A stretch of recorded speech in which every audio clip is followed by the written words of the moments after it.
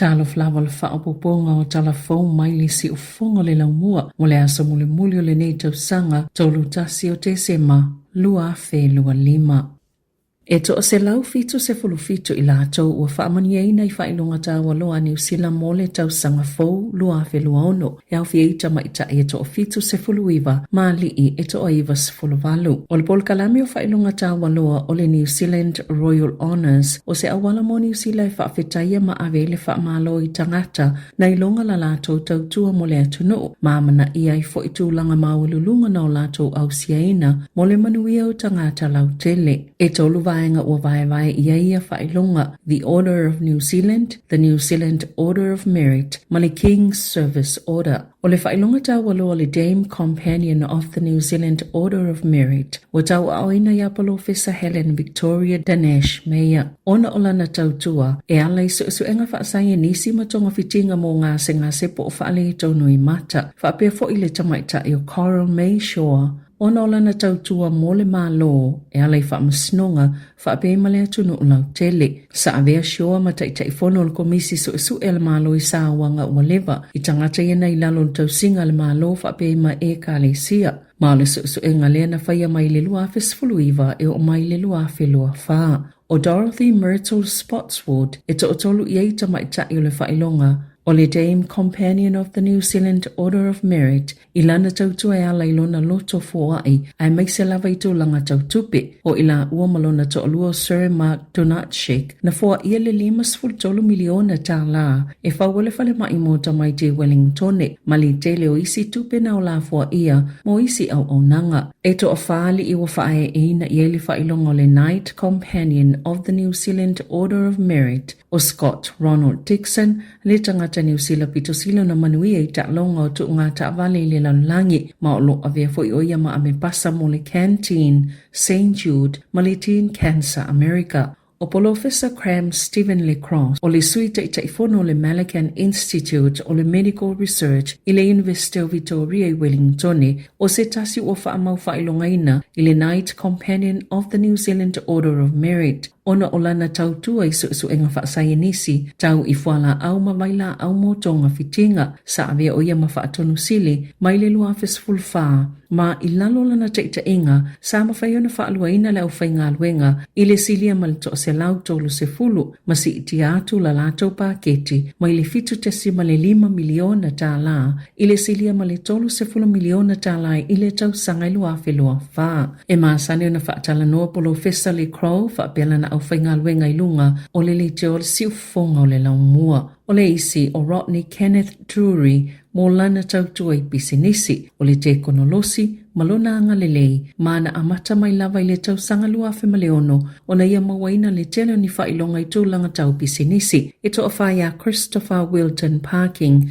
i lato ua whae tia i le whailonga le Knight Companion of the New Zealand Order of Merit. Ona o lana tautua e ala i lona loto fua i whaapea lana lango i to mai o atatusi. O lo o awhia le to se lau fitu se fulu fitu ua whaamanu e ina i nei whailonga tāua loa a li i matamaita i Pasifika i to fitu e awhia i Rachel e Mary Taulelei i le whailonga le Member of New Zealand Order of Merit. I lana tautua mo pisinesi ma Māori whaapea le sunga e Ronnie Clark mo lana tautua le Pasifika ma le lakapi o Professor Tracy A. Long Mafileo ona o lana tautua mo Pasifika ma o onga maululunga. O le whailonga le King's Service Medal wa whaamani e nai ena tuleni i kitoa po 5 ona o lana tautua mo tangata niwe whaapea mo Kafetu Smith mo lana tautua i le Pacific Art o Cheryl Saila Wama Talamai Bao i lana tautua mo tangata Pasifika whaapea maa o onga ma le sasunga i leli i whaife au.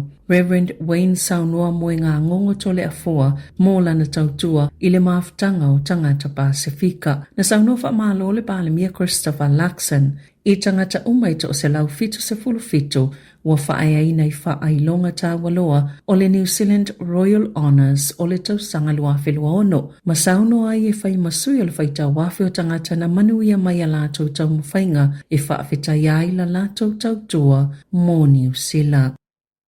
Ua fautoina le tunu el whaala potopotonga e leo ina le saunga le mua tangata ele le vai ma le sami ina ia nofo sila fia e ono Yesu ingo le vai po le sami i taimi anga ia ia tae ele ma isi taimi na tae ele mua muai na whaali ele Surf Life Saving New Zealand ele le i tangata ona mata i tu ia suinga ona ono o ini tūlanga mata utia ni suinga te tele o le sami e mafua mai le suinga o le tau e peo le matawhanga o ngaru nui i Rackland. Ona o le titele ma le maululunga o ngalu, o le ala leo le matautia ato le tūlanga i le taimi nei, na ilo nei tau sanga o tona i atu. O lo lipotia le tali tutu sauia wa ainga, ma le tūlanga o matawhanga i Waikato, Canterbury, ma Bay of Plenty.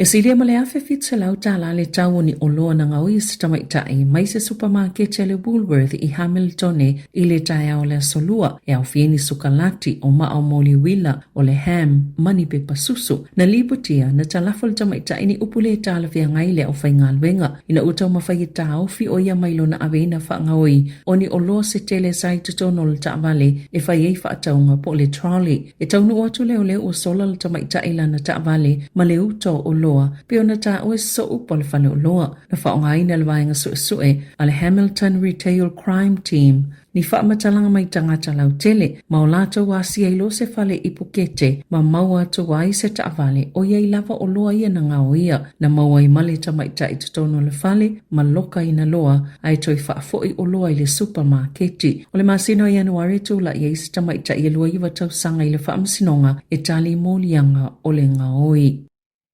E lata ile se fulu walu wafe leo whainga o whale i Wairarapa wa iei le tau matenga e ono la matia mai ni tāwhenga po o ni lo longa titele na whailoa lea whainumera il whaamalmalunga o pule ngānu i Wellington e ala i se tālo sanga i lalo le tola whono whaamatalanga anua ia a whainga malo la iti e tolu wafe se lau i Carterton i wafe wha se lau i Macedone ma le lima afe tolu se lau i South Wairarapa e iei fo le talitonunga o le awha o popoina lea whainumera na sau noa lian pucha o le pule ngā nuu wa lewa na iei suinga i le wabe o nao o ia tūlanga o na o le o suinga o le tau whaata ita inga o la lātou fua whaata tau e o atu i le tau sanga i lua afe se lau se fulu wa lata lawa i le 5% o whale i Wairarapa i saute Macedone wa la matia mai lo longa po o le ono afe se lau whale i South Wairarapa ma le se fulu afe iwa se lau i tō malo Macedone lo na winga Petu sama le ono se fulu o whale o iei pisinisi i Wairarapa i saute ma le 7% o whale o iei pisinisi i Macedone.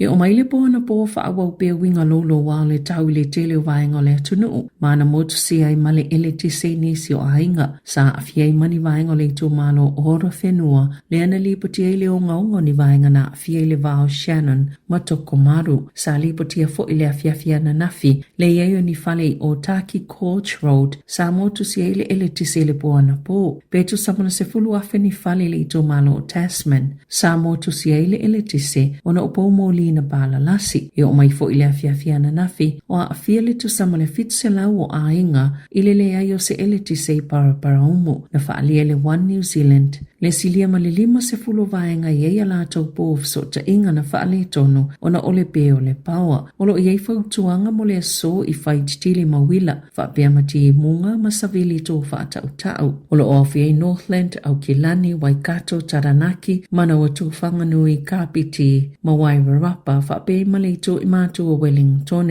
o le whaatau nui na umani whaatasinga titele se 5 tau sanga fōu ale pule ngānu o le ayo tauranga o na utulanga whaale tono le tau.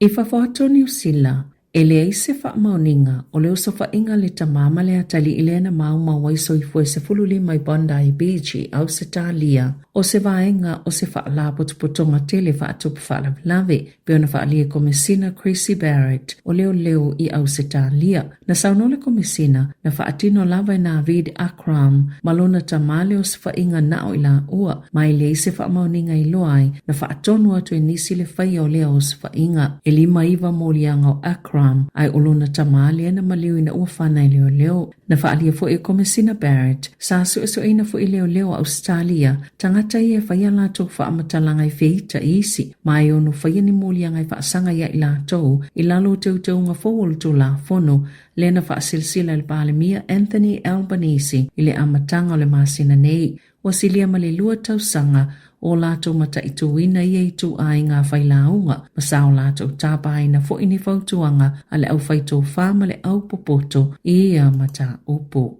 Ita alonga, o lo ofia se tasina avia mawhaia o ngai leo peleki John Mitchell i le lisio i lato ua whaamani eina i whailonga tā waloa Britania o le British New Year's Honours wa Filifilia Mitchell i le whailonga le OBE mo lana tautua ala i le lakapi le ana whaia o ngai le au siampine tamaita i engelani i le ipola langi tausanga nei. O Mitchell na whaia o ngale ole peleki i le luafe male tasi ma le luafe male tolu aina avia mawhaia o ngale au lakapia tamaita i engelani talu mai le tausanga i luafe lua tolu. Ma le tala whaai'o, e to alua ni woa le na avia masiampini o lalangi le panga mamafol whai pilenga Anthony Joshua sa maliliu se whaalawalawe tau ta'wali Nigeria i le aso ana nafi e le tu ngani manu angole ali i fuso ma i le whaalawalawe le whaapia na whitau i la lato ta'wali ma se loli na paka i le ala tele o so nga momolo o masalumia na sawa le ta'wali le ana malangai Joshua mana wo ma le mawhaiona ta'ofi o Joshua o na matua o le Britania ma le Nigeria.